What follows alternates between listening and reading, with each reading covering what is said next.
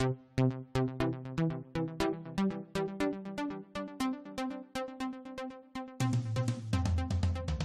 to the Run It Back podcast, where we run back everything from the 80s and 90s. I'm Jason. I'm Sarah. And this week's movie was directed by Wes Craven.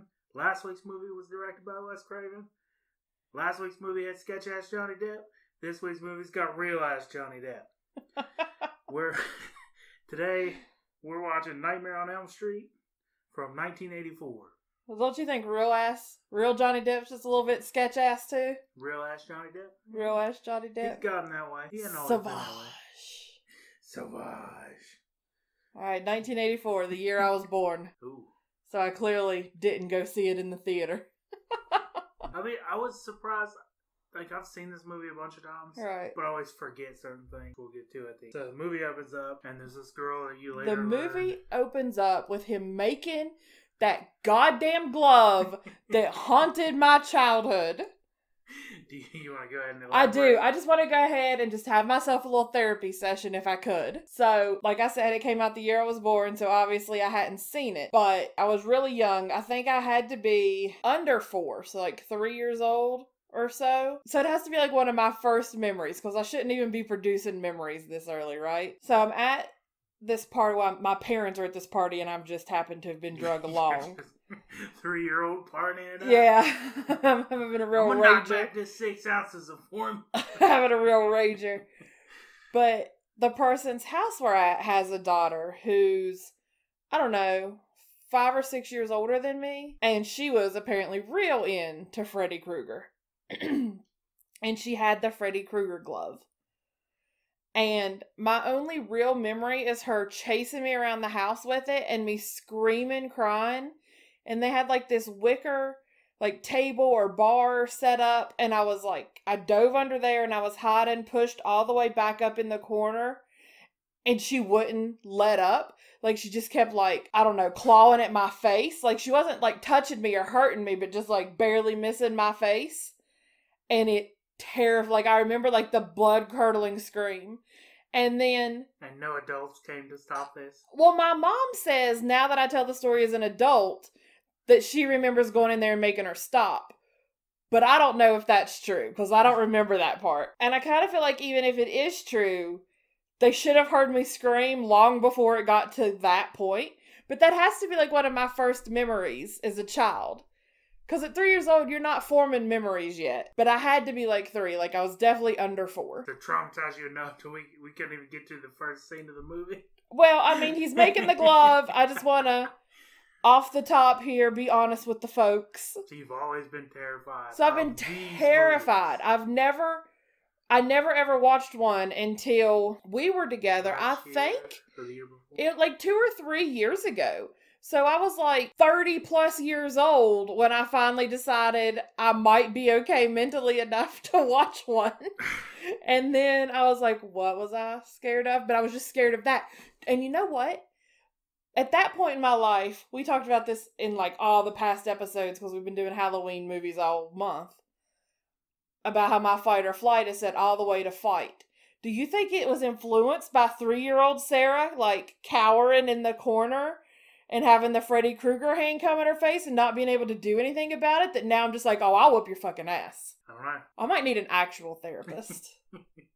You might not be able to help me with this one. I don't have those initials after my name. But, and I might cut this out, a handful of months ago, the girl that did it texted me out of the blue, and she's like, I remember that happening, and I'm sorry. I was a shit kid. I really apologize. And I was like 32 years later, I'm vindicated. But you always brought it up as a reason not to watch these movies you were scared of. Right, I didn't want to watch them at all. Like, it was... So maybe that was the universe weighing in your favor. I guess. I had watched the movies before she texted me and apologized. It was weird, just out of the blue. It was a little weird that it was out of the blue. But it was appreciated. If you're listening, thank you. So the movie opens up, like you said, he's making the glove. Right. And like always, we've already watched the movie. It's on mute in the background. In case we randomly start shouting anything out. Randomly start shouting anything else because it came up on screen. So he's making the glove. It's like a brown work glove that he's added knives to. And I was reading like the facts about the movie, and they said that they're tomato knives. A lot of people say they're steak knives, but they're like sharp-ass tomato knives. Oh, before we get too far past this, while he's making the glove, they're rolling the opening credits. And I don't know if you even would have noticed, but like a letter or two in each word of the opening credits was off kilter with the rest of the word. Like it would be slightly above or slightly below or turned slightly. And it made me physically uncomfortable. Like it made me physically ill that it was like that. But it was also, if there was a title or position, it was underscore or lowercase, and then the person's name would be all. I didn't so much notice that, but just I feel like it was set up to make me uneasy, and I didn't like it. So he's making the glove, and there's this girl who you later learn is Tina. Right. Just running through like a basement boiler room.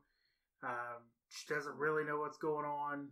Eventually she wakes up. Oh, when she wakes up, she wakes up screaming. Her dress was torn. She wakes up screaming, and her mom runs in there. Grazed her nightgown with his glove. Yeah, her mom runs in the bedroom when she's screaming. She's like, I just had a nightmare. And she was like, some nightmare? You either need to stop having those kinds of dreams or cut your nails, because her nightgown is just flayed open. Yeah. And I was like, caring mother. So heartfelt. It's the 80s, man. You just let your kids go. Apparently. You'd be home by dark. Just while we're on the 80s real quick, the 80s fashion was killing me. Like, Nancy throughout is just dressed like a grandma. Like, with the high-waisted, pleated... Oh, those are back.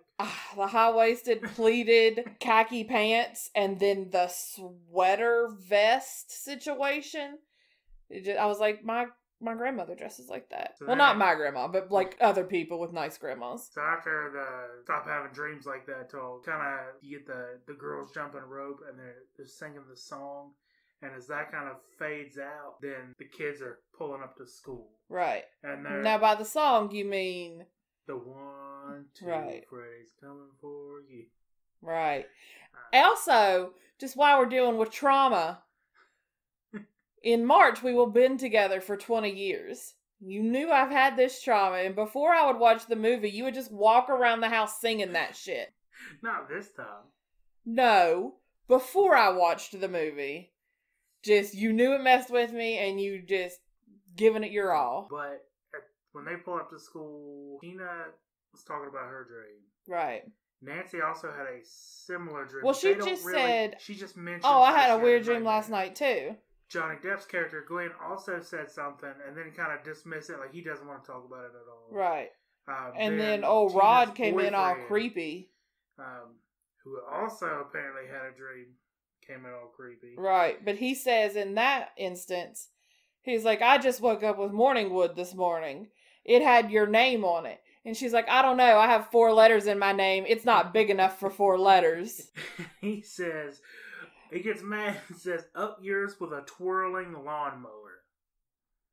Yes, he did. That kind of weird. Hell of an insult. Yeah. Rod's kind of sketchy to begin with. He's just got that greaser. Douchebag. Not really greaser, just douchebag. I think it was the hair and the leather jacket that sent me down the outsiders. So, Tina's mom's leaving for a couple of days, but she doesn't want to sleep alone. So everybody comes to her house. And Glenn sleep over there. Glenn has this cousin or something that lives near the airport, and he plays a cassette tape with airplane sounds and makes his parents think that he's staying there. But that's when Nancy tells a little bit more about her dream, and Tina's like, hey, that's the exact same dream. Right. We dream, not the exact same, we are dreaming about the same person. Right. And then you can kind of tell Glenn's a little freaked out by it, and he's obviously had the same dream, but he doesn't really say anything about it. Right. Then you kind of see somebody move in the window outside, and you're like, what the shit is that?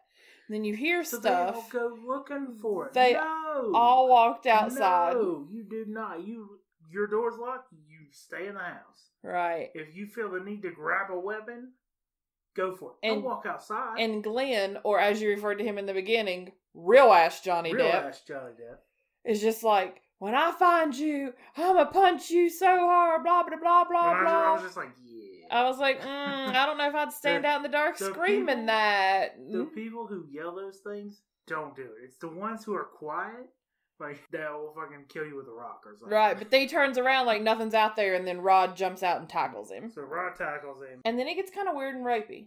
It gets kind of weird and rapey, but I guess PG-13 rapey? But she said, don't leave me alone with this lunatic. And then it kind of seemed like she didn't want to go upstairs. But then I think it was more like, we're going to do our thing. Don't leave. Like, stay here. Like, right. I don't want to spend the night. So, but she didn't seem like she wanted to go in the house with him to begin with. And he pulled her in the house. And then she's like, don't leave me here alone. Yeah. And he, like, grabs her, covers her mouth, and, like, jerks her upstairs. Like, playfully. But still, it was just all a little, So, Rod and Tina duke it out in the bedroom. By duke it out, do you mean get real busy? Because poor real-ass Johnny Depp's just laying down there listening to him. I feel like you wouldn't be that way. I mean, you're in high school. If you're doing those things, you're trying to sneak about it. But nobody was home. Your natural instinct is to not. Nobody was home. Anyway. Her parents weren't home. Rod mentions his night. Then he also, I guess, the dude thing blows it off. She tries to get more out of him, and he's like, yeah, guys can have nightmares too, and just rolls over. So then it appears that Tina hears something outside, wakes up after they've already fallen asleep. Right. But Tina she's dreaming. They did a good job of blurring when something was happening and when wasn't. Like, at first, maybe the first 5 or 6 seconds, you don't always know that they're dreaming, but then you'll see either the fog or, like, when Tina starts dreaming, Nancy is also dreaming, and the ceiling in that room... The wall. The crucifix falls off the wall. But the wall's coming out. And then the wall, like, comes to life. And then, meanwhile, in Tina's bedroom, like, rocks are hitting the window, and the window breaks.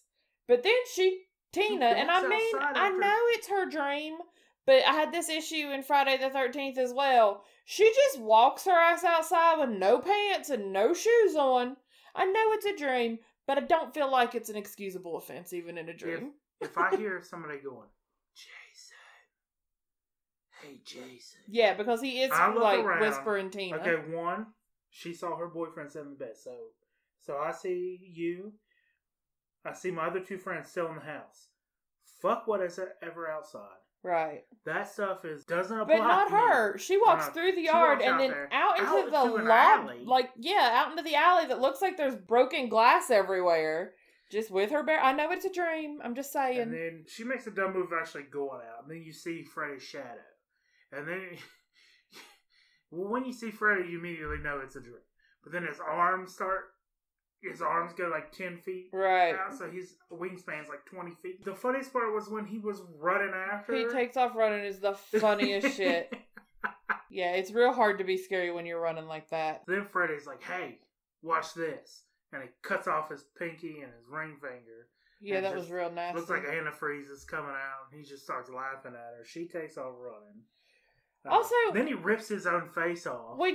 She rips his face off. No, they, like, fight, and she turns around, and she grabs at his face and rips his face off. It's getting ready to happen. Oh, she does. Yeah, she rips his face off. So then she's kicking around in the bed in her dream, wakes Rod up. Rod jumps out the bed like, what is going on?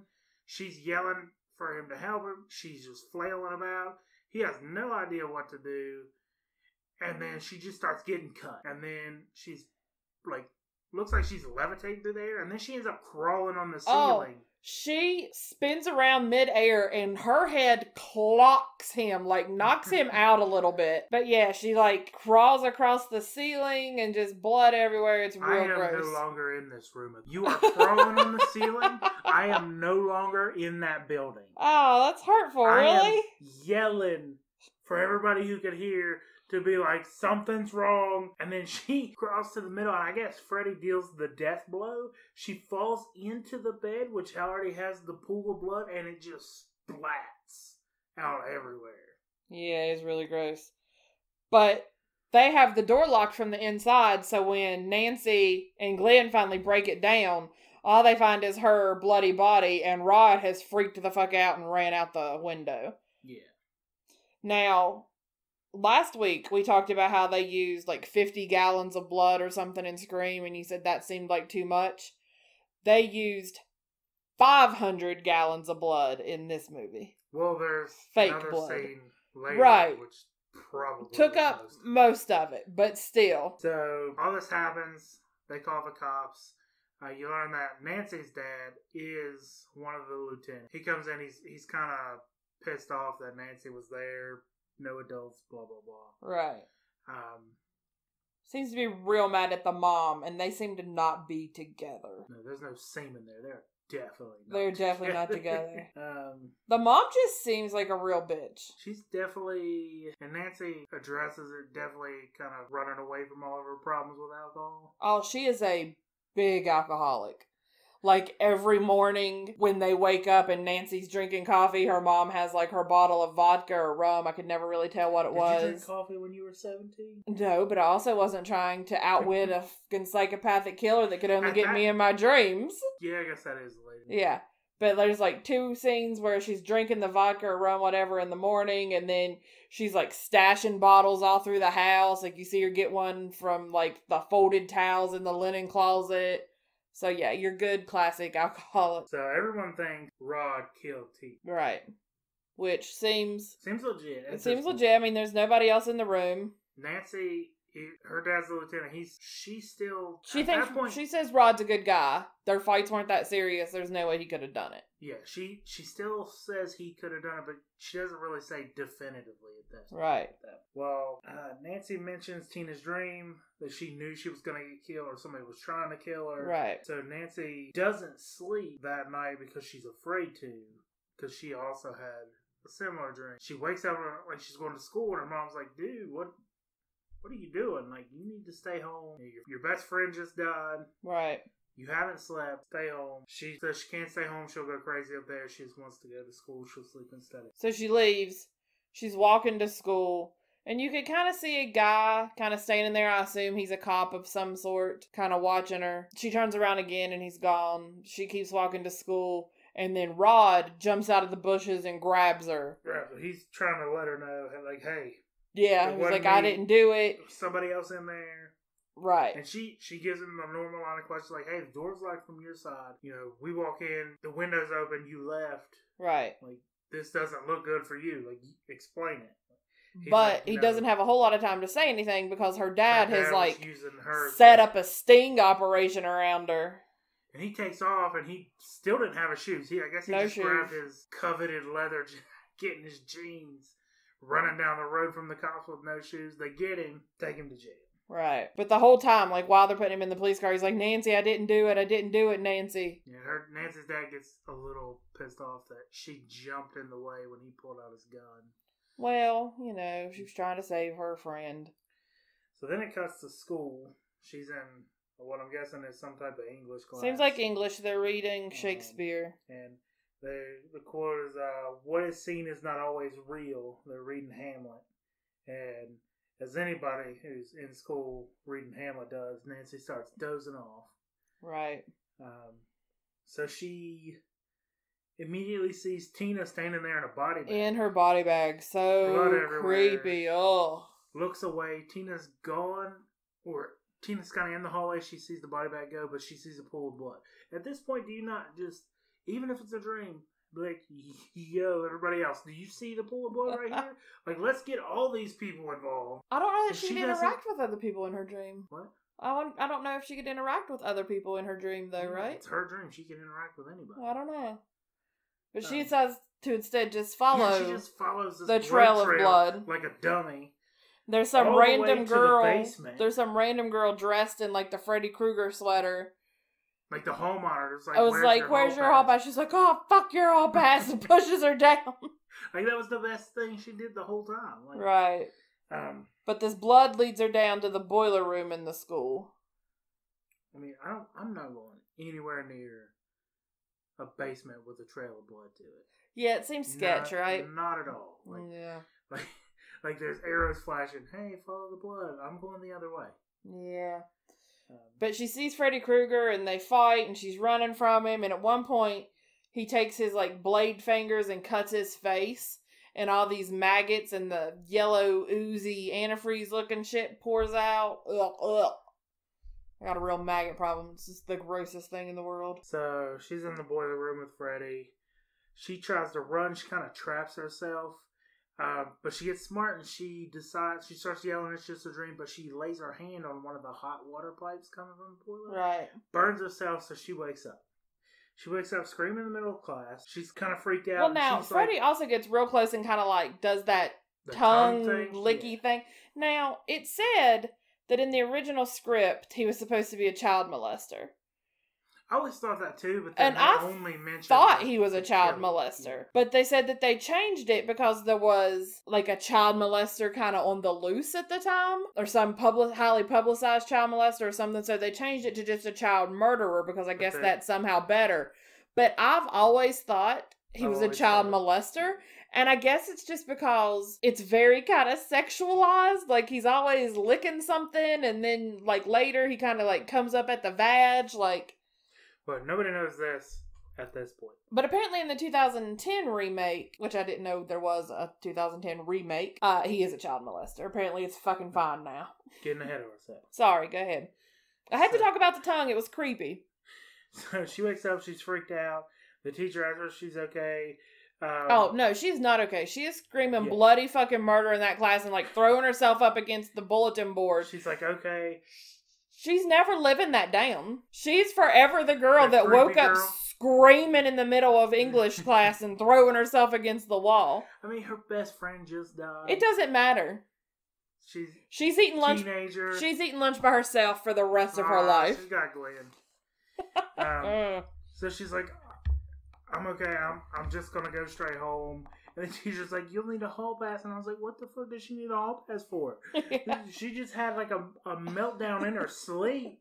Like, let her go. Yeah, I think she gets to go. Oh, I said Freddy cut his face and the maggots came out. He like lifts up his shirt and like cuts the nipple area. Yeah. So Nancy walks outside of school and you notice that the burn is there. And I'm having trouble remembering.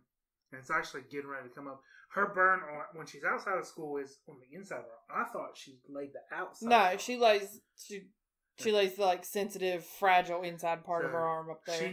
Then she notices the burn is like starts. You can tell the wheels are turning. Right in her head. So she goes to see Rod in jail. Right. But why wouldn't she mention these dreams to anybody else? She's told people, and nobody listens to her. Be like, hey, I keep having these dreams. Something is wrong with me. Like, I'm going to get killed or I'm going to murder everybody in my sleep. I think she tries to tell people. She tries. But she doesn't. She tells her boyfriend a million times. He is the most unreliable fuck. She told her mom and her dad. She told her mom and her dad that Tina had the dream. And then, here in a minute, she's going to tell him that she has the dream. Like, she tries. Nobody listens to her. Everybody thinks she's just fucking crazy. Kids, they say some weird shit all the time, and you're just like, you just kind of roll with it. Right. Now, when they start repeating it, you're like, okay, what was that again? Yeah. Like, parents are like kids. You got to repeat what you say to them. I guess. She goes to see Rod in jail and finds out that he's been having the exact same nightmares too. So she knows that. Okay, she knows that Tina's dead because of this mysterious person in the dream. Right. She knows that she's had the dream. She knows that Rod's had the dream. And Glenn. She doesn't know that Glenn had that dream. She just knows that Glenn had a nightmare from the first scene where they go to school. So she goes to see Rod talking about the dream. They never really. Rod just kind of giving up hope on anybody believing him at that point. Right. Well, he asks when she's leaving, "Do you think I did it?" And she says no. But she leaves the jail. She goes home. It just cuts to her in the bath. And she's haven't slept in a long time. She has basically 24 hours after Tina has died. I think so. She has a very vintage blow up bath pillow in the bath. Like, I used to have one when I was a kid too. It's fucking sweet. And if I could find one, I'd buy it again. So she's falling asleep and Freddy's hand just comes up out of the water. She's spread eagle and he's coming and her mom knocks on the door and wakes her up. Right. And you see Freddy's hand jerk back down. Don't fall asleep in there. You'll drown. And Freddy was like, ho ho ho. She says, I'm fine. And falls back asleep and Freddy pulls her under the water, which ends up being a cool scene because they show from under the water, she's struggling. Right. She sees Freddy. You just see a little light hole, and it's kind of just big enough for her head and shoulders, maybe, where she was above the water, and that's just the window to the surface. But she struggles and finally gets up out of there, yelling for her mom, and her mom's trying to poke the lock on the bathroom door. Right. Her mom gets the bathroom door unlocked, but she's standing up in her towel already. And at that point, she should have been like, I had this dream again. He tried to pull me under the water. Well, I need help. Her mom's a bit of a crazy bitch, so I don't know how much she's trusting her with it. The mom just spends all her time trying to make her go to sleep. She's like, I made you some warm milk. Just go get some rest. But while she's in the bathroom, the mom says, I'll go turn down your bed for you. And she opens the medicine cabinet and Nancy finds the stay awake pills.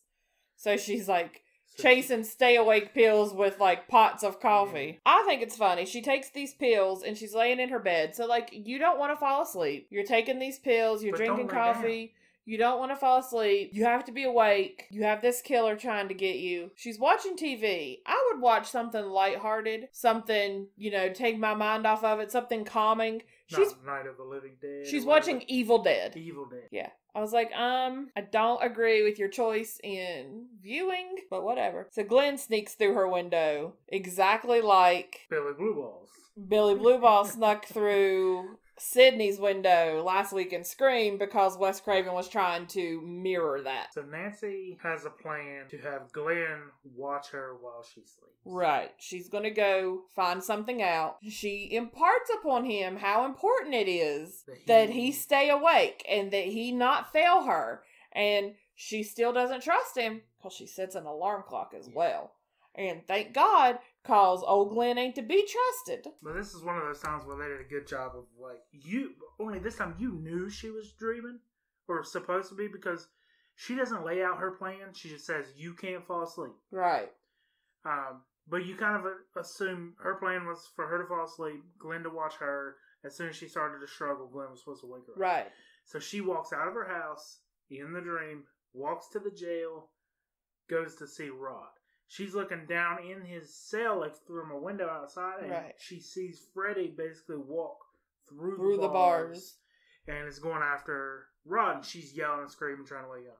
She also yells, on the way to the jail, she was like, Glenn, are you still there? He pops out from behind the tree. He's like, yeah, I'm still here. Then he pops back behind the tree. Right. And she keeps going. Well, she's yelling for Glenn again. There's nothing because he's falling asleep. Freddy kind of looks up through the window and sees her standing there. So he disappears out of the jail. And she turns around and there's Tina in the damn body bag again. Like centipedes crawling out of her mouth. Yeah, super gross. She takes off running back to her house. She opens the door and she's running into her bedroom. She runs up the stairs, but she's getting stuck in the stairs like the marshmallow stairs? Yeah, apparently it was Bisquick. Looked like marshmallow to me. Yeah, well, I googled it and they all said it was Bisquick. Very very much like quicksand, which in the 80s we were lied to and was told it was going to be a much bigger problem than it is. Like, I grew up thinking... How do you get out of quicksand? You don't struggle. But what do? Put your arms up. If you can find a stick... Right. You lay it how? I don't know. Because I don't have to fucking know. Because it's not as big a problem as I was led to believe my entire life. Like every TV show we watched growing up, whether it was real life or animation, somebody drowned in quicksand. Every fucking one of them in the 80s and 90s. Like, quicksand was out here getting people. But I've never experienced quicksand. If you can find a stick or something to lay across the top, you lean forward and use it almost like a rake to pull yourself out. I'm almost disappointed that I don't need that knowledge. What if you walk out in the yard tomorrow and sink it in quicksand? I'm not gonna. Are we going to suddenly land in the upside down? I don't know. The way things are going, it might be. Anyway, she runs up her Bisquick stairs to her bedroom. Shuts the door. Freddy bursts through the door. Well, she's looking in her mirror, and she's like, it's just a dream. Wake up, it's just a dream. And Freddy jumps through her mirror. I thought it was through the door. Through the mirror. Maybe the mirror's on the back of her door. Maybe, but it's through the mirror because Wes Craven said he was the first person to ever use a breakaway mirror in a movie. So, at this point, the alarm wakes everybody up. Right, she's fighting Freddy on the bed and the alarm wakes everybody up. Real ass Johnny Depp that he didn't He didn't hold his end of the bargain. No, he had to stay awake for like 10 damn minutes. So they run to the jail. Hold on. Real ass Johnny Depp, not nearly as bad as fake ass Johnny Depp last week. Because she turns the lights off and he says, ooh, it's dark in here. And she's like, yeah, it's not what you think, buddy. Back up. And like shuts it down. But there was no like, oh, come on, just do it. Your friend died yesterday. You need to get up. You're fine. Yeah, real ass Johnny Depp didn't do any gaslighting in the movie. So they basically run to the jail. Right, in the middle of the damn night. They want them to check on Rod because she knows that Freddy's going after Rod. Right. You see, it cuts to Rod's cell and the sheet is twisting itself up. And I guess Freddy's twisting the sheet up and it's roping itself around Rod's neck and pulls him, like strings him up in the window. She convinced her dad to go down there because he was at the police station. And when they get to the door that's outside of his cell, they see through the window that he's being pulled up. I don't know if they saw him being pulled up because they just assumed that he hung himself. He hung himself, yeah. So Nancy basically describes to her dad that the killer is still on the loose. Right. Well, she says that... Well, actually, Rod's funeral. She says that after Rod's funeral, in which the priest giving his eulogy is just a dick. Is a dick. Rough. You live by the sword, you die by the sword, because everybody thought he killed him. Right, and, you know, you seek forgiveness, and on and on and on, and I was like, dude, like, that's their kid. Like, they're paying you to say this shit, even if it's what you think. Flower it up a little bit. Like, funerals are not cheap. The priest doesn't come free. Yeah. Like, don't talk trash about their kids. But when she describes to her mom and dad Freddy, they don't really look at each other, but they both seem kind of freaked out about it. Right. The dad tells the mom, take her home, keep her home for a few days, so she can rest and get over this trauma. And she was like, I'm going to do something better. I'm going to get her help. And takes her to a fucking sleep clinic. Wasn't a bad idea. It wasn't a bad idea, except for that she doesn't need to be going to sleep right now. Everything in this movie happens real quick. Like, when they say it stuff is like very... that, like, there was no referrals.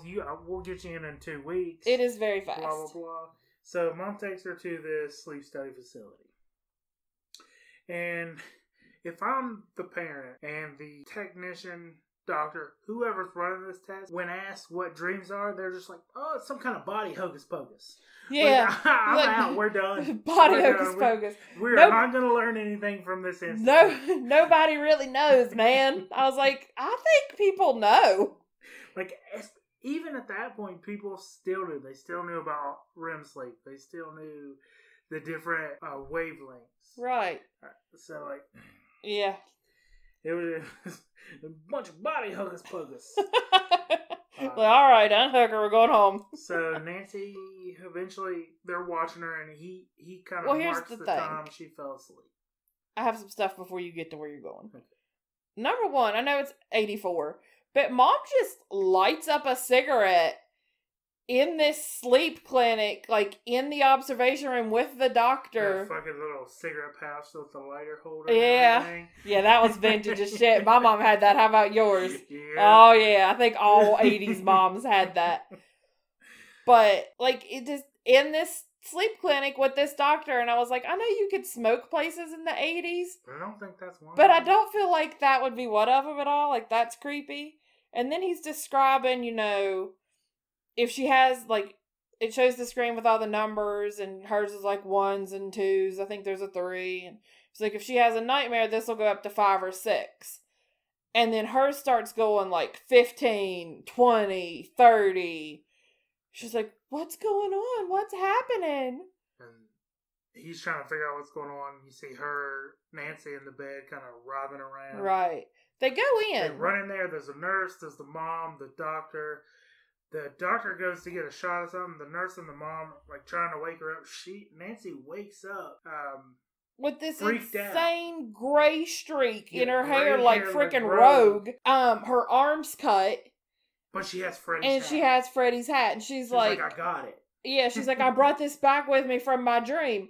But meanwhile, like, you see all this happening. the doctor has prepared this big-ass shot, and he's like, here, this'll help you sleep. And she lays him out. Like, dude, you just saw what happened when she went to sleep. I don't think she wants to go back. But nobody believes her that she brought the hat back from her dream. But they were all with her when she went to sleep, but she clearly didn't fucking have the hat. You've been watching her through the glass. So it cuts to... And her arm's cut, and her hair's gray, and nobody ever has an explanation for that. Well, they thought she was, like, pulling some kind of stunt. Because... How? Well, they know the backstory that she doesn't. I know, but how do you make your hair turn gray? She got gypped, because she got the gray streak, but she didn't get any superpowers. I feel her pain. I also got gypped, because I got gray, like, right there in the front. Also in the matter of a week, and also didn't get superpowers, and am mad about it. Been lied to my whole... That's two things I've been lied to my whole life about by the media. Quicksand should be a bigger problem, and if you get random gray hair very quickly, you should get a superpower, and I didn't get any of that. So it cuts to the next morning. Nancy's getting her coffee. Mom's hiding vodka. Her mom was on the phone with the dad, talking about basically Freddie. Right. She's like, I don't know where she got the hat from. I don't know what she's trying to pull, blah, blah, blah. Right. Well, she hides the hat in a drawer and just stands in front of it all nonchalant. When Nancy brings the hat up, did you tell Dad, blah, blah, blah. She tells Nancy she threw the hat away. Right. She also is hiding vodka. Nancy calls her out on, like, running away from her problems. She gets backhanded for it. Then Nancy mans up and smashes the vodka bottle on the floor. Well, she opens the drawer and pulls out the hat, and she was like, look, it's right here. It says it right here. It's Freddy Krueger. It's Freddy Krueger's hat. And she's like, who is that? Written. Who is it? And the mom says, Freddy Krueger can't come after you. He's dead. Trust me, I know. Then it cuts away. Nancy storms out after breaking the vodka bottle. Her and Glenn they decided to eat. They got some food from someplace, McDonald's like. Glenn tells her about these dream skills. I forget what people he said. I don't know. He was like, I didn't write it down because I didn't think it was important, and then it fucking became important. Like, if you're having a dream where you're falling and you're scared, you realize this dream, you imagine yourself you're going to fall into a soft pillow, pool of water or something. They change the dream. Right. To benefit them. You don't give it power. You don't give it power. If a monster comes, they turn away. So now Nancy says, what happens if they can't turn away and not acknowledge it? And he said, well, I guess those are the people that don't live to tell about it. Yeah. Meanwhile, she's reading a book while he's eating. Right. He turns the book over. She's preparing for war because she has like booby trap and like booby traps and IEDs. He was like, why are you reading this? Anti-personnel. Booby traps and other anti-personnel weapons or something. It was like, why are you reading this? She's like, what was it? I like to be prepared. Yeah. Well, she walks home and finds that there are bars all over the window. This is the other thing that happens quickly. Like, if you're like, hey, I want to put bars on my window, where do I go to do this? Well, let me go to the Lowe's and see what they tell me. Okay, Lowe's recommends these people. These people are like, oh, well, we're kind of busy right now. It's going to take 2 weeks. It's going to take a month. Mom has put bars on every window. Money. And knocked down the trellis that real-ass Johnny Depp climbs up. Yeah. She was more mad about that than anything else. Oh, yeah. She couldn't sneak over there. Yeah, I would be mad, too. So, she walks in, yells at her mom about the bars. Mom, you could tell Mom is lit up. Like, already. Mom's not having it. She's not dealing with your shit anymore. She's checked out. Bars on the windows, vodka in the belly, checked out. She's...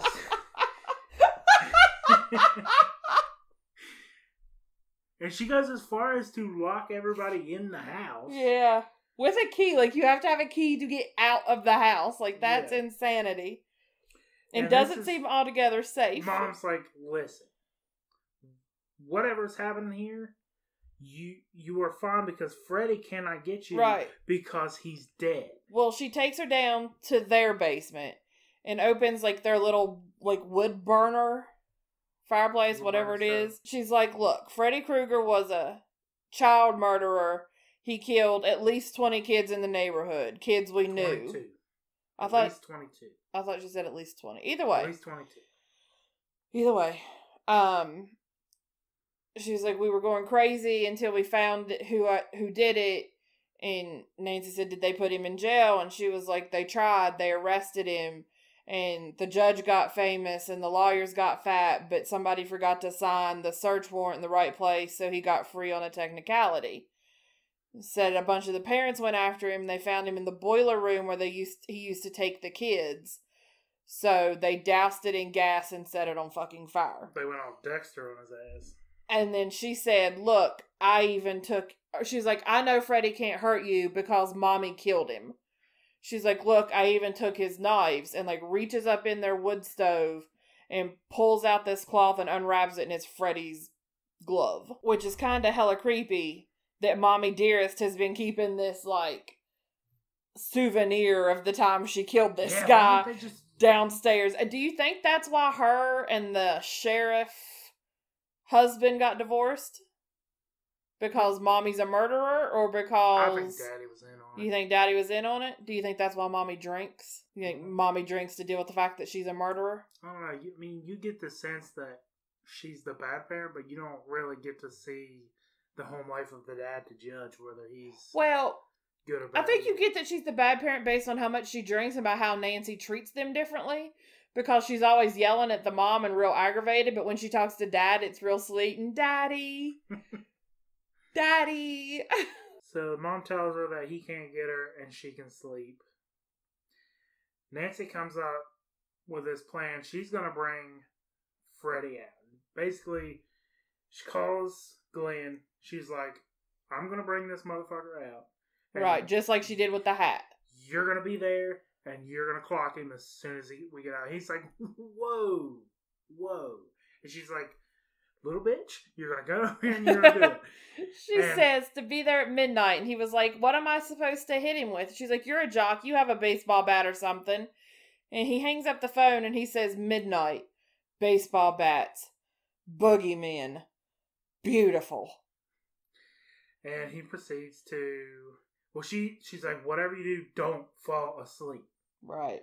Well, they get off the phone and it's getting close to midnight. Nancy looks out her windows. Both of Glenn's parents are outside on the porch. Right. And his dad's basically staring up at her window. He's just... drinking a beer, staring at like a 17-year-old girl's window. A little creepy.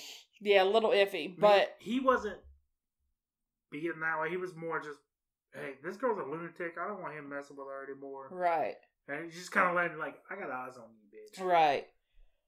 But the mom at one point goes up there before they're outside and wakes him up. Because he has headphones on listening to a record player. And he has his TV on his bed watching the TV. And she wakes him up and tells him to go to bed. And he was like, I will, I'm going in just a minute. Are you going to bed? And she's like, in a minute. So he watches his shit. The mom and the dad go outside and are just fucking creeping on Nancy. But he falls back asleep. Because he is the least dependable person in this entire fucking movie.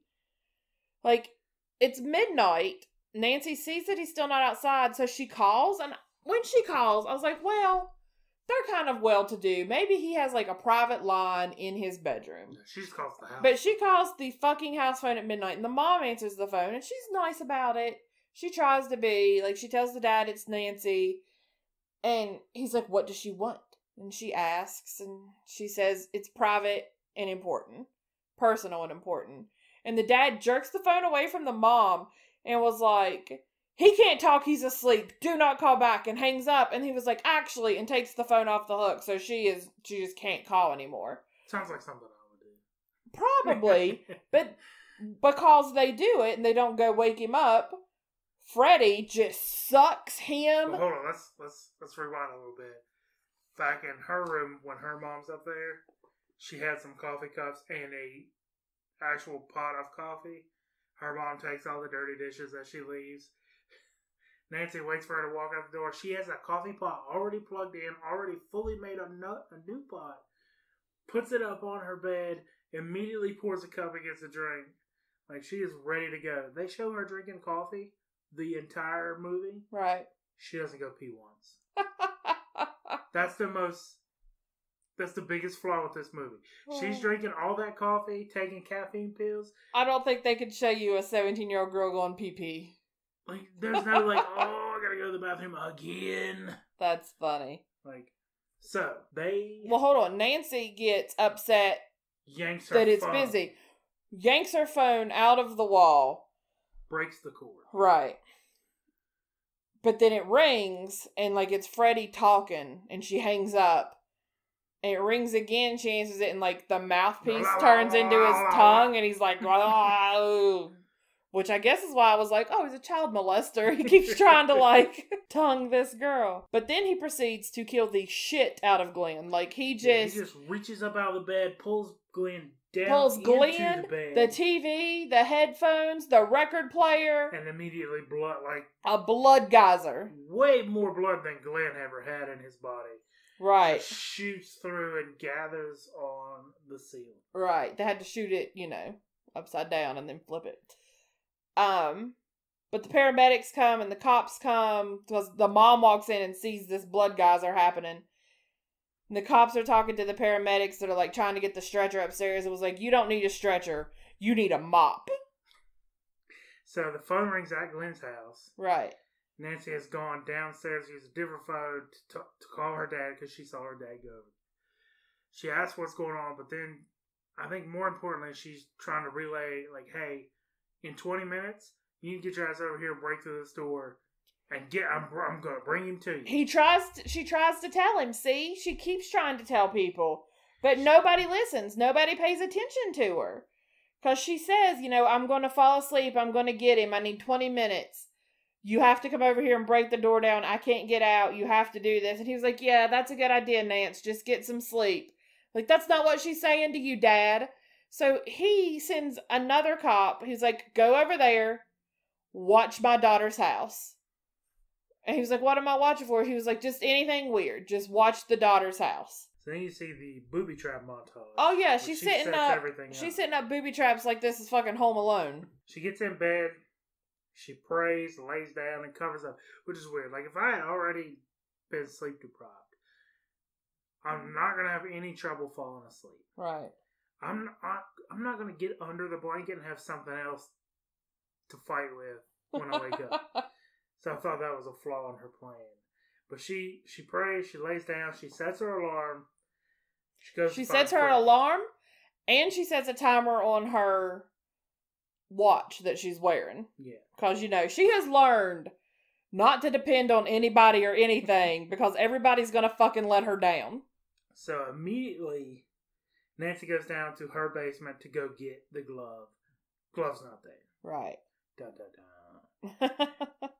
Through a strange door in the basement, she then leads down another stairwell into like Freddy's boiler room. Right. Now, apparently that boiler room was shot at a jail that right after filming was closed down due to super high levels of asbestos. So, I don't know if everybody now has cancer or what, but... They have those websites for mesothelioma. Right. Nancy might want to check into it. Mesobook.com. Jesus.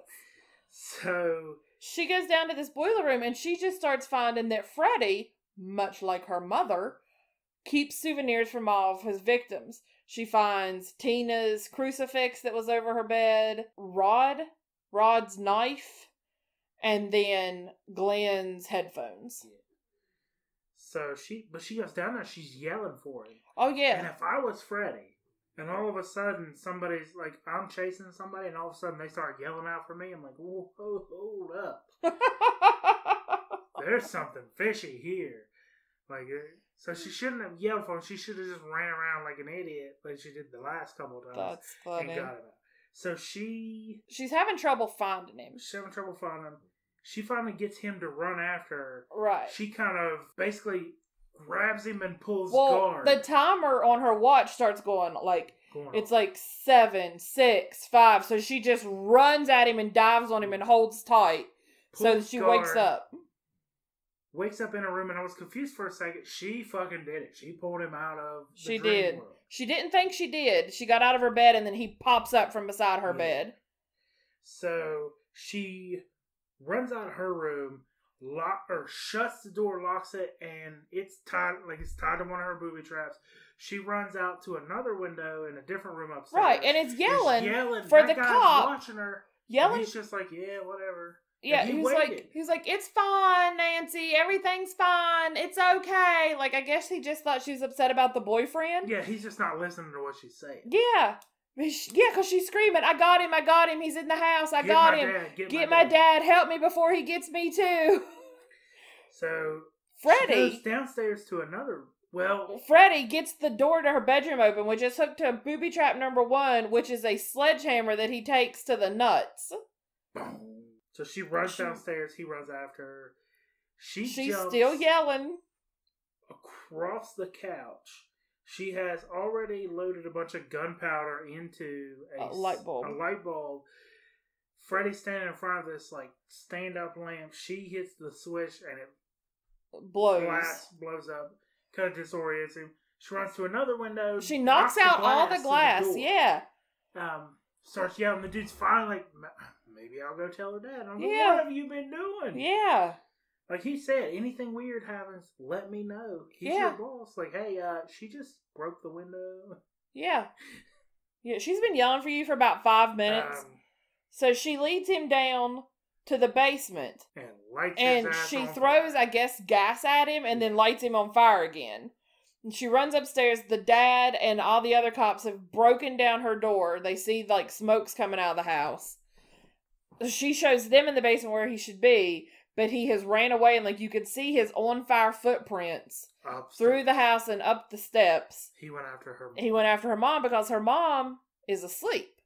So he can go back into his dream world with the mom is what I was assuming. You see him, he, dives on the bed with the mom. The dad puts them out.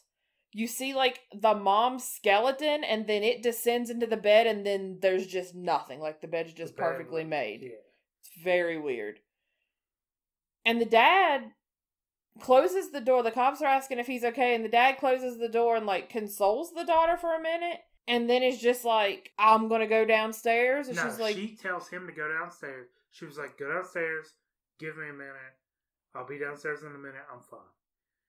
So he's like, okay, he goes downstairs, and she starts... She starts, she's like, I know you're there. Yeah, so Freddy pops out of the sheets, starts coming for him. Basically, she was like, I'm not giving you any more power, you're just a dream, you're nothing. This is all a dream. Yeah, this is all a dream, you're nothing. Right. She turns around as he goes, I guess, to stab her, and he disappears. Into, this weird blue energy blob. Straight out of Star Trek. It was weird. So she's like, I want Glenn, my mom, Tina, Rod, I want them all back. Something else about normal life. I don't. She opens the door. It's her and her mom outside of her house. Right. It's daylight. It's real it's bright. foggy as fuck. So Glenn pulls up in his car with Rod and Tina. She gets in the car. It's a convertible. The roof slams shut, but immediately you notice the roof is Freddy's sweater. Right. It shuts and locks. And she's slamming on the window, yelling for her mom, and her mom's just blissfully waving, saying bye. Car rolls off. The creepy girls are doing the jump rope 1-2 song. And Freddy grabs the mom out through the window and yanks her back through this tiny little window. Right, and then it just ends. And roll credits. Right. That's the part of the movie I did remember. Right. So you don't really know what's happened with Nancy until the next movie. Now it says the confusing ending of the movie was due to producer Robert Shea wanting a scary ending. Wes Craven intended the movie to have a happy ending, that when Nancy wakes up after defeating Freddy, she realizes the entire movie was just a dream. Shea wanted the ending scene to actually be a nightmare. The ending the movie actually received was a compromise of the two endings. And it said that they shot 4 different endings. They shot the happy ending, and then they shot the ending of them in the car, and then they shot the ending of the mom getting pulled through, and then they were like, well, what happened to them in the car? So then they shot an ending of them combining the mom and the car. But to me, it just made no damn sense. That ending fucked up the whole movie for me. I was trying to figure out whether or not they had a sequel in the works before the end of the movie. Well, I couldn't find that. Robert Shea said that it needed to have that kind of ending in order to set up a sequel. But I still think it could have been a better ending because it was just confusing and weird. And I mean, still, like, I had to Google it and still, like, 2019, so it was made in 84, so 35 years later, we're still like, what the fuck happened with that goddamn ending? There's no closure, basically. Right, it's very upsetting. And you don't know unless you watch another two movies. Something said in, like, the second one, I guess, that all of the friends and the mom are dead and just Nancy is alive. But it's just, like, the movie was good up until that point.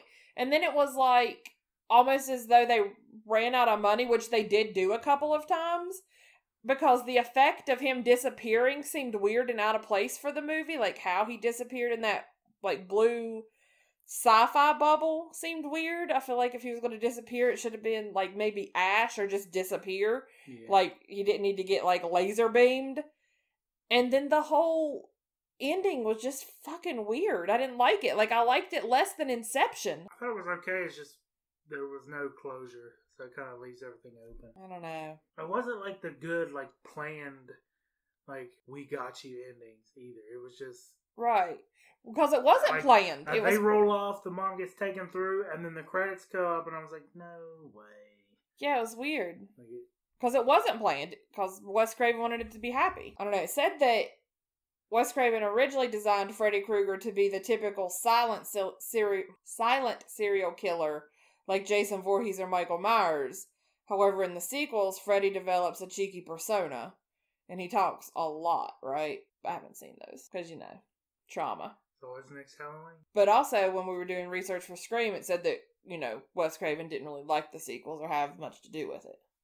I think it said he wrote on the third one, but not any of the others. Did you read... Until New Nightmare.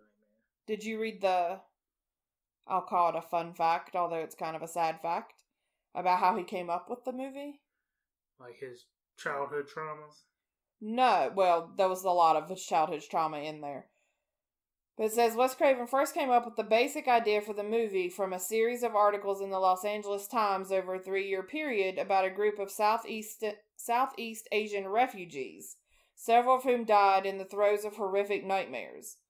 The group had come to the U.S. to escape the murderous reign of Pol Pot, and within a year of arriving, 3 men had died, all in similar situations. The young, otherwise healthy men would have a nightmare, then refuse to sleep for as long as he could. When he finally fell asleep from exhaustion, he awoke screaming and then died. Autopsy results revealed that they had not died from heart failure, they had just simply died. It was this inability to find a cause of death that intrigued Craven so much. Medical authorities have since called the phenomenon Asian death syndrome, a variant of sudden unexpected death syndrome. Seems a little racist. It said that they have some kind of, like, protein or ion that does something crazy. I don't know. Seems like we're all 3 of them related. I don't know. Seems like their fight or flight system didn't shut. I don't know. But then they said they didn't have a heart attack. Didn't have heart attacks, no. But then again, it's Wes Craven's childhood. He's old as fuck, so they might not have known what they do now. So you like the movie up until the end? I do. I like the movie up until the end, and then the end just spoils the entire thing. I think out of all the 80s horror movies, Freddy's probably the most, I don't want to say scary, he's the most engaging. Like anybody our age who's like, name, I don't want to call him a monster, but name a monster villain. Name a horror movie villain, and it's almost always Freddy Krueger first. Like Michael Myers is probably more popular, but Freddy was definitely creepy. He was definitely creepy. The face and the glove. Yeah, that glove will get you. Like Jason had the mask and the machete. Right. Michael Myers just had the stalk. He had a mask, but it looked more like a regular. He kind of had a mask and a jumpsuit. But neither one of them talked or taunted. Right. Like, they didn't really taunt their victims so much as, I'm still going to get you. Right. You can run all you want to. But... yeah, but according to you, Freddy grows to really talk a lot of shit. Yeah. Freddy, from what I remember, Freddy talks. Yeah. Freddy taunts people, which probably led to Scary Terry, which is one of the best knockoffs of Freddy Krueger ever. Right. And as soon as he was running down the alley after Tina with that weird, like, side to side run, I just want to be like, you can run, but you can't hide. Like, wait a minute, what if we can hide? Yeah. So you got the reviews? I do. So this was a pretty big success. It cost $1.8 million to produce, and it made that back on its opening weekend. Anytime you get, how much did they spend? $1.8 million. That's not. And they made it back on opening weekend. I think they could have went ahead and rounded it out to a solid $2 million and fixed the fucking ending. Alright, so it's scored on Rotten Tomatoes. You want to make a guess? If I had to guess, I would say 75. The audience score is 83. The tomato meter is 94. 94. They believe it is pretty much a perfect movie. Wes Craven's intelligent premise combined with the horrifying visual appearance of Freddy Krueger still causes nightmares to this day. So I have some 1-star reviews. I had a lot of trouble finding 1-star reviews because it was pretty beloved. But there were a couple, don't worry. 1 star. Terribly overrated and not scary. I may be new to the horror movie genre, but it is my understanding that horror movies are supposed to be, scary, right? They're meant to leave you cowering behind a pillow, behind your sofa, gripping your friends or whoever you're watching it with like a boa constrictor. Afraid to turn the lights off and reluctant to go to a farm or a castle, or in this movie's case, reluctant to fall asleep. Nightmare on Elm Street is meant to do all that and is applauded as a horror classic. Problem was, I wasn't scared once.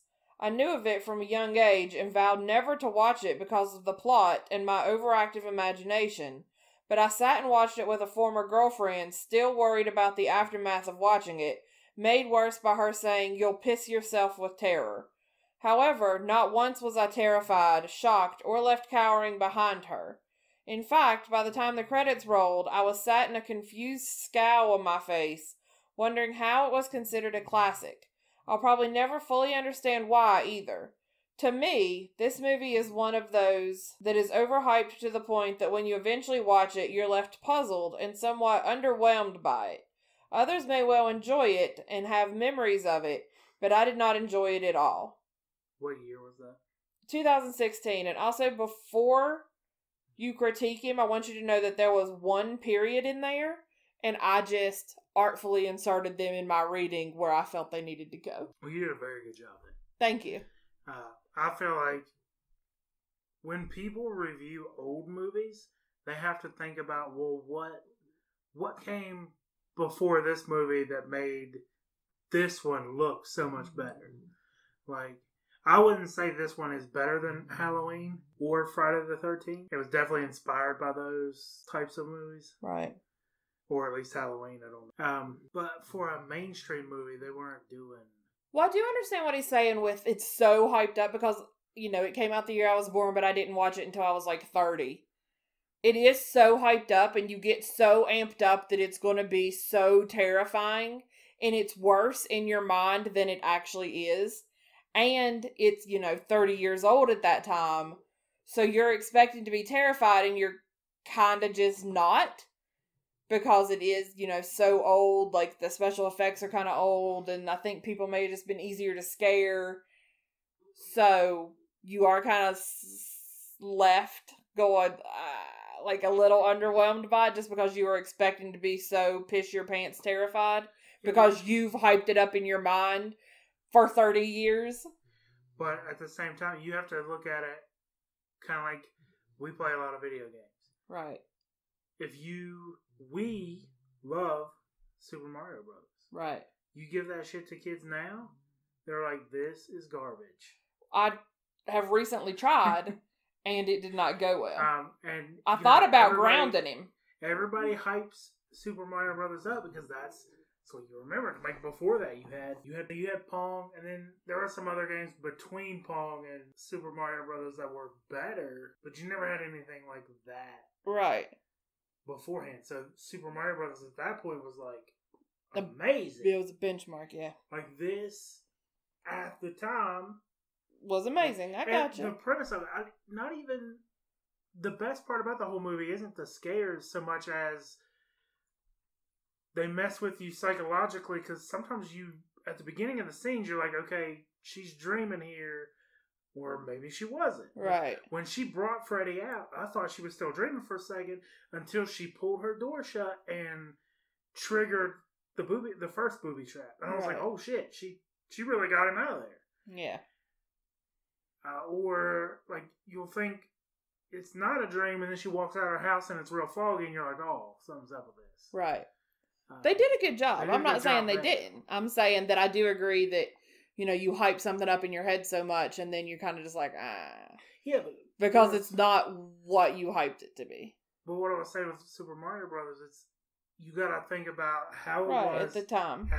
Right. How did you get from Super Mario Brothers to Call of Duty? You can't honestly review something 30 years after the fact. Right. Because you've been exposed to everything since then. And all the new stuff, all the new movies with new effects or better stories that people have thought of because they watched movies like this. Well, I got to tell you, I don't have any internet reviews from 1984. Well, of course. But okay. This is a 1-star review from 2006. And I feel like this person just shouldn't be watching this type of movie. They titled it, "Movies Like This Should Not Be Made." This film really shows that Wes Craven is disturbed, and I heard that he has a strong Christian background. All he does with this film is promote the notion that evil is more powerful than good. It's sickening to watch this movie. It has no morality and glorifies murder. I would not have minded so much if the evil one in the film met with a gruesome end. I think the killers in these films should die the worst. But in this film, evil does not die, and it really is an evil experience to watch this film. I know that it is a horror movie, but I think that that's why it should be judged more harshly. If you're going to show all that horror, you have to show that in the end, the evil one is going to get it worse and be destroyed. If you don't, you're telling society that evil cannot be destroyed, which is not true. -10 should be banned. Only 1 out of 19 people found it helpful. Well, that person needs to listen to. The world isn't fair. And they're not saying that evil cannot be defeated. They're saying that evil exists and you don't always beat evil. Like, evil sometimes wins, and that sucks, but it happens. The world isn't fair. Right. Life isn't fair. I don't think by him not dying in this particular movie, are you saying that what was it, that evil? Yeah. Somebody made up a story about a boogeyman who comes to you in your dreams, but he can really hurt you. Like, that's not you telling society that evil cannot be destroyed. That's like, hey, what if there was a monster that could do this? Wouldn't it be freaky? And they're like, yeah, let's make a movie out of it. But it's all movies like this. Like, Jason's never destroyed. Michael Myers is never destroyed. That's why they're fucking working on their 10th sequel. Jason isn't necessarily evil. He's just trying to avenge his mother's death, even though he doesn't really understand that his mother... Okay. 1 star. No, 1.5 star. Ooh, from Sarah, not me. Mm-hmm. Wow. What kind of ending was that? I read some... Are you sure you didn't write that? I read some guy's manifesto that he wrote explaining the theory he had for the ending of the movie. And just give me a break. He spent 11 years on this theory of his. At least I only wasted 1.5 hours of my time, and that was too much. You shouldn't need your audience to guess the ending of your movie unless you set the movie up that way. I paid $2.99 to rent this piece of garbage. People in Hollywood should be a little more respectful of my money and my time in the future. I wish this was a video podcast so people could see that look on your face right now. Because it is the best. You just look disgusted. Granted, $3 can sometimes change your day if you need it. Right. But if you had the money, you knew you spent it on something you didn't fully know. You spent it to entertain you for an hour and a half. Right. So you basically spend 50 cents, $1 per half hour. I feel like more the review is for the guy's manifesto theory that he spent 11 years researching. Now, I also happened upon that because after we watched the movie, I Googled the ending, and it was like, there are two, it was very like college review, like it wasn't, like it was just on like a weird website, but it sounded very like peer-reviewed kind of type of situation. It was like, I will present to you two prevailing theories and tell you why they are both incorrect, and then present my own third better theory. And I was like, oh, fuck you, and just clicked off of it. Like, I didn't have that kind of time. Man, I figure like in 11 years' time, if I really wanted to know, I could get a hold of Wes Craven. I would like to think that within 11 years. I would like to think that if I had 11 years, I could get Wes Craven on the phone, right? Hey, I'm typing up some crazy papers on especially your movie like here. This is 2019. Like, you got social media now. Like, you could eventually get him to give you an answer, right? And I think you found pretty much the answer. He wanted a happy ending, which I wouldn't have been happy with a happy ending. It would have been weird too. Like, yeah, I think the whole ending was shit. Like, I think, but for whatever reason, I didn't really remember that ending. Maybe it was because it was confusing. Yeah. I didn't remember exactly what it was, but I remembered that I didn't like the ending and I didn't understand it. But going into it while we were watching it today, knowing that there were sequels, it's just a weird ending. Alright, this is kind of a weird review. 1 star by Lisa. The character soon became a farce by the second and third movie, as well as by hosting a silly TV show in the 1980s, Freddy's Nightmare. So there is nothing truly frightening about this character. Scary Terry from Rick and Morty is much better. Terry is funnier. I just wanted to read it because you said something about Scary Terry a minute ago. Scary Terry is funny, especially when they go home after he didn't get Rick and Morty and he's pissed off. Right. And he's kind of yelling at his wife and she's like, don't bring that shit home. She's like, out there, not in here. Yeah. Because what did he say? He called her a bitch. But Well, he called her a bitch because he calls everything, he ends everything in bitch. But what did he say? I don't know. He calls everybody bitch, but it was funny. But when... Hold on. Yeah. But when they go all Inception on him and get in his dream and give him a pair of pants where he was in class naked. Right. And basically get him on their good side. Like, that whole thing. That was pretty much my last review. I do have this one more from Amanda Mitchell. I just want to tell you a little bit about Amanda. She has a profile picture. She has a lot of makeup on. She has very large hair. She has big, kind of bug-eyed sunglasses on and gigantic hoop earrings. 1 star, thumbs down. Why do I have to pay for a movie from 1984? Because, what did you say her name was? I already forgot. She's that important. Amanda. So, because unimportant Amanda, people spend time and effort to make a thing. And the same thing you're complaining about having to pay for, if you had to do something and 5-10 years later down the road for somebody else to do it, they didn't have to pay you for that something that you made, you'd be pissed off. So, fucking pay for it and get over it. I think it's so funny because we've had those in a couple of different movies now. That with the world of streaming and like Amazon Prime and Netflix and Hulu and what have you, everybody expects everything to be free. But if they think about it, none of those things, like if you get on Netflix and watch a movie, it wasn't free. Right, you've paid for all of it, but it didn't cost you extra money to pay for that movie because you already paid the $9.99, $11.99, $12.99, whatever it is for Netflix a month. Right. You already pay for it. I know. I just think it's so funny. Just because you don't pay for it each time you get on there. Right. You still pay for it. So, those were my reviews. I do have one other fun fact that I wasn't able to work in anywhere, and that's that Nancy Heather Langenkamp beat out over 200 other actresses for the role. That seems like a lot of actresses that were up for it, and some of them were like big name people. Jennifer Grey, Demi Moore, Courtney Cox, and Tracy Gold. I feel like it would have been a different movie with anybody else. It would have. And they all went on to do like big things where she went on to be in like one 80s TV show and then a fuck ton of other scary movies. I did see something, I forget what she was in, like Francis Ford Coppola directed 1 or 2 movies, but she got cut completely out of them. Ouch. Until this movie, this was the first one she was in. Did you see where Glenn was down between Johnny Depp and somebody else, and Wes Craven asked his daughter? Wes Craven's daughter thought he was hot. Yeah, this is real ass Johnny Depp's first movie. Yay, real ass Johnny Depp. I gotta say, he was much better than sketch ass Johnny. He's better than sketch ass Johnny Depp. You're gonna have to listen to the Scream podcast if you're like, what the hell are these people talking about? But you could definitely see the influences on screen. Right. Especially the murder scenes getting progressively more graphic. Right. But I feel like a lot of people who make horror movies now would have to credit a little bit.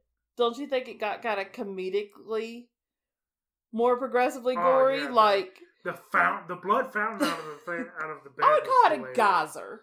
I feel like it was more explosive than a fountain. I prefer fountain. Fountains are kind of pretty and trickly. This was like a Old Faithful geyser on the ceiling of blood. A little more sadistic. Like if you're like blood geyser, that's just a natural disaster happened here. Like there was a tornado.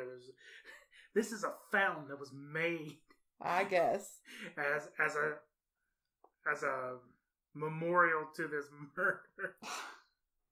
Oh, it was awful. It was dripping through the floor to the second story, or the first story. Now, the blood dripping through the floor was thick. Yeah, it was with gross. 2 C's for that ass.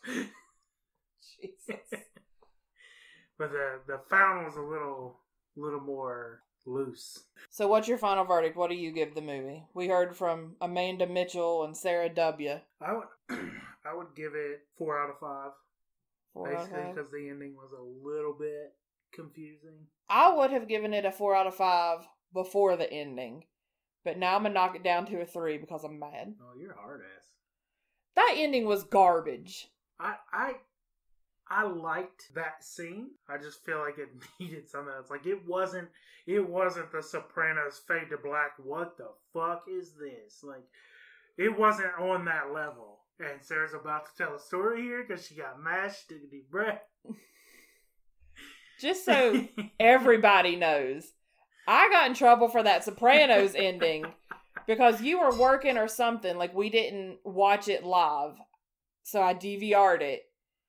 You came home, we watched it, and then when it fades to black, you weren't like, what the fuck? You looked at me and were like, what the fuck did you do?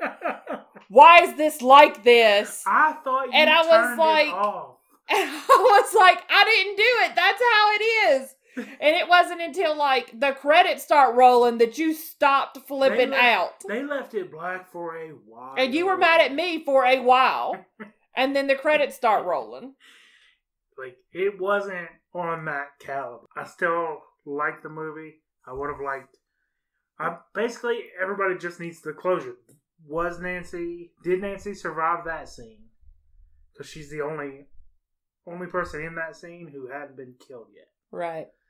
I would say 4 out of 5. Okay. But I watched a lot of these movies as a young kid, which I shouldn't have. Like somebody shouldn't have. I especially remember, I don't know if it was 3 or 4, with the little girl on the tricycle running around the boiler room. That one was pretty good. Couldn't tell you. Either that movie was pretty good, or when I was watching it, my life was good. I don't remember. So things were good at that time. So basically, you got a child murderer who got away with it. Parents went all Dexter, lit his ass on fire. He comes back to kind of haunt the families of that street. Right. You know what I think it is they said that they originally wrote him as a child molester, and then they changed it. And I think by changing it, they mean they changed that one line where she says he was a child murderer, and then left the entire script the rest of the way like it was. So he's still like super creepy and like tonguing people and like going at that vag in the bathtub. But I think, it's bad enough to murder people. It's worse to murder kids. And it's even worse to be like a pedophile. Right, it is. So I feel like they probably went with pedophile because you could do anything you want to a pedophile. Nobody in their right mind is going to sympathize. Like, oh, they should have done that to that poor man. Right. Everybody, no matter what happens to a pedophile, there's always somebody that's like, should have been worse. Right, but my point is, by changing it, they only changed the one word in the script and then left the script exactly like it was. But I feel that's fine. It's fine. I mean, you're people. I just always said he was a child molester. Like, that's what I remember it being.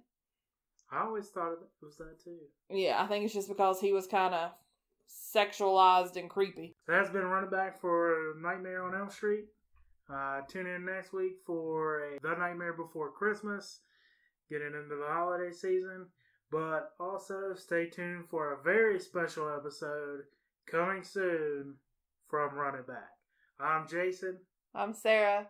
You can follow us on Instagram at Run It Back Pod, on Facebook at Run It Back Pod, and on Twitter at Pod Run It Back.